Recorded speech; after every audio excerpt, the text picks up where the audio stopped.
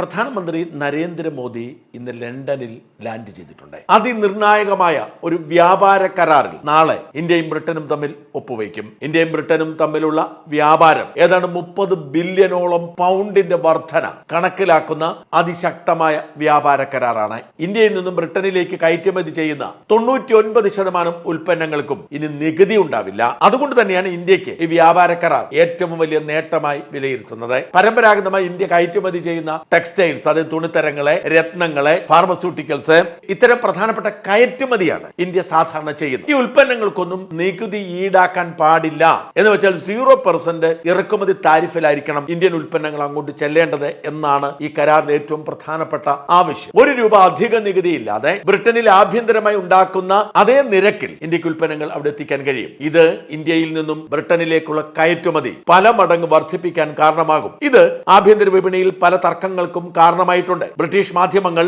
ഈ കരാറിനെതിരെ രംഗത്ത് വന്നിരിക്കുന്നത് തന്നെ ഇന്ത്യയുടെ നേട്ടമായി വേണം വിലയിരുത്താൻ. തിരിച്ച് ഇന്ത്യയും ചില ഇളവുകൾ ചെയ്തു കൊടുക്കുന്നു. ഉദാഹരണത്തിന് വിസ്കിയുടെ നികുതി. നമുക്കറിയാം, വിദേശ ഉൽപ്പന്നങ്ങൾ, വിസ്കി, ജോണി വാക്കറും ശിവാസരയിലും ഒക്കെ നമുക്കിവിടെ ലഭ്യമല്ല പോലും. നമ്മുടെ എയർപോർട്ടിൽ നിന്ന് വാങ്ങണം ഈ വലിയ വില കൂടിയ മദ്യം കഴിക്കണമെങ്കിൽ. ഇവിടുത്തെ നികുതി എന്ന് പറയുന്നത് ഇവിടുത്തെ ആഭ്യന്തര ഉൽപ്പന്നത്തിന് പോലും 250% ഒക്കെയാണ് നികുതി. ഇവിടെ 150% വിസ്കി ഇന്ത്യയിലേക്ക് ഇറക്കുമതി ചെയ്യാനുള്ള നികുതി. അത് 75% കുറയ്ക്കും. പടിപടിയായി അത് 40% കുറയ്ക്കും എന്നാണ് കരാർ. എന്ന് വെച്ചാൽ ഇന്ത്യയിലെ കുടിയന്മാർക്ക് സന്തോഷ വാർത്തയാണ്. ബ്രിട്ടനിൽ നിന്നും വില കുറഞ്ഞ നല്ല ജോണി വാക്കർ വിസ്കി, അത് ബ്ലൂ ലേബൽ ആയിക്കോട്ടെ, റെഡ് ലേബൽ ആയിക്കോട്ടെ, ബ്ലാക്ക് ലേബൽ ആയിക്കോട്ടെ, അല്ലെങ്കിൽ ശിവാശ്രീകളാവട്ടെ, ഇതൊക്കെ ഇപ്പോഴത്തേതിനേക്കാൾ പകുതി വിലയ്ക്ക് ഇവിടേക്ക് എത്തുന്ന സാഹചര്യം. 150% നിന്നും 75% ആകുമ്പോൾ നികുതിയാണ് കൂടുതൽ. അത് പകുതി വിലയ്ക്ക് നമുക്ക് ലഭിക്കുന്ന സാഹചര്യം ഉണ്ടാവും. പടിപടിയായി ഈ വില കുറയും. ഇതും ഇന്ത്യക്കാർക്ക് നേട്ടമാണ്, മദ്യപാനികൾക്ക് നേട്ടമാണ്. ഇന്ത്യക്ക് നികുതി കുറയും, പക്ഷേ അളവ് കൂടും. ഉൽപ്പന്നങ്ങൾ വരുന്നതിന്റെ അളവ് കൂടുമ്പോൾ ആ കുറയുന്ന